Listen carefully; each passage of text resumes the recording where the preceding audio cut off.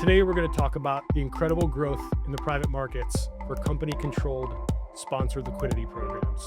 My name is Kevin Gsell, and I'm head of company solutions at Nasdaq Private Market.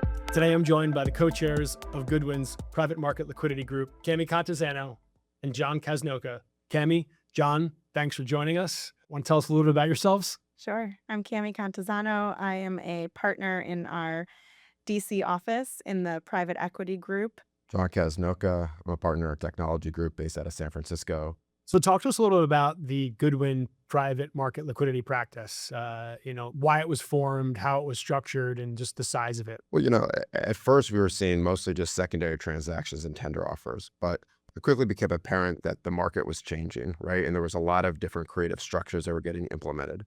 And so we brought together kind of a best-in-class team, venture capital lawyers, private equity, tax, compensation, privacy, all under one umbrella. It's over 100 attorneys now, and we're really proud of what we built because we want to be a one-stop shop for all liquidity needs, all private market liquidity. We realized we had been doing the work and building it over the last 15 to 20 years. We stopped to step back and think, wait a second, we are the best at this. We have done so many of these. We can help so many companies, investors, founders, et cetera.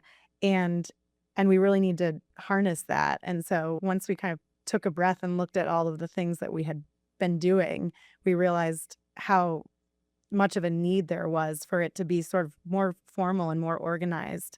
And we hadn't seen that out in the market with any other firm, and realized that we could really be more powerful and do it in a more powerful way if we do it together. Nasdaq Private Market and Goodwin have had a very long-standing and special relationship when it comes to supporting private companies and investors with various liquidity structures. We've now worked on, I think, north of 100 transactions together. Would love to hear from you in terms of why this partnership works. I think we've really been in the trenches together. We've sort of seen the market evolve over the years from the very early days of when you were setting up your platform. We're all trying to achieve goals for our clients, and we're rowing in the same direction, and we can have honest conversations about things that are going right, things that need to change, how we tackle some problem together. So the long-standing relationship that we've had and the way that we've really built it together, sort of built this market together and seen it through so many different stages, I think is really special, but also really beneficial to when it comes time to do these programs. I think there's a lot of shared market intelligence. NPM has more data than anyone, right? You guys do more deals than anyone, but Goodwin's on doing most of those deals too, right? So, and it's not just on the terms of a tender offer, right? Cammy and I started the private market liquidity group because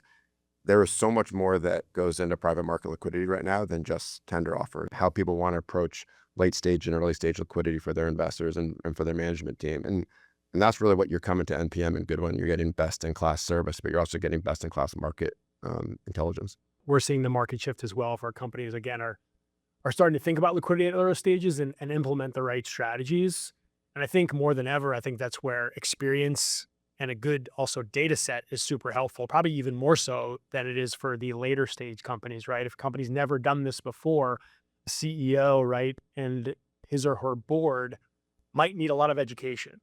And so having the right team in place who can provide the right guidance and the right data set when structuring these programs, I think is paramount. I mean, it used to just be venture capital funds, right? But we're seeing a huge influx of private equity coming into these later stage tender offer. We're seeing mutual funds. We're seeing all these crossover investors. So they might not be as familiar with venture-backed governance stocks, right? Or what's the market norm, right? And so we have market intelligence across the spectrum from early to late stage companies, but then have interacted with a lot of these non-US, non-VC funds who are becoming increasingly active in the secondary market. But also with early stage companies doing them now, there's in some ways setting a precedent for future programs.